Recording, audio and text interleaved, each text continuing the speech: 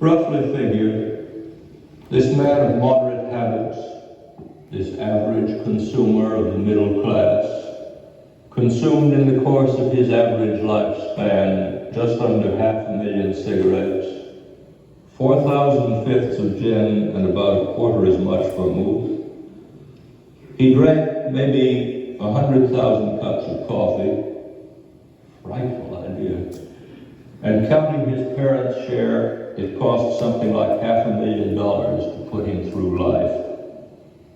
How many beasts died to provide him with meat, belt, and shoes cannot be certainly said.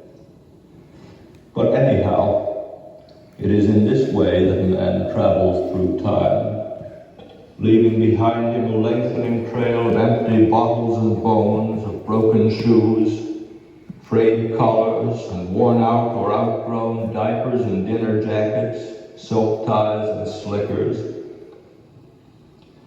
Given the energy and security thus achieved, he did what? The usual things, of course.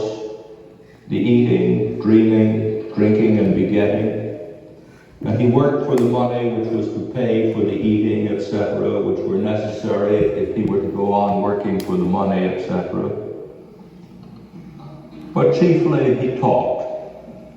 As the bottles and bones accumulated behind him, the words proceeded steadily from the front of his face as he advanced into the silence and made it verbal.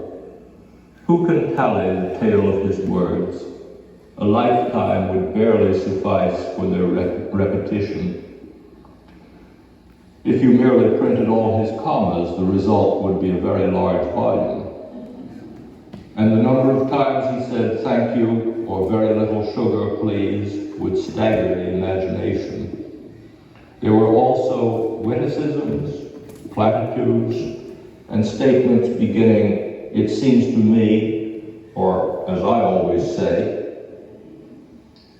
Consider the courage in all that, and behold the man walking into deep silence with the ectoplastic cartoon's balloon of speech proceeding steadily out of the front of his face, the words borne along on the breath which is his spirit, telling the numberless tale of his untold word, which makes the world his apple and forces him to eat.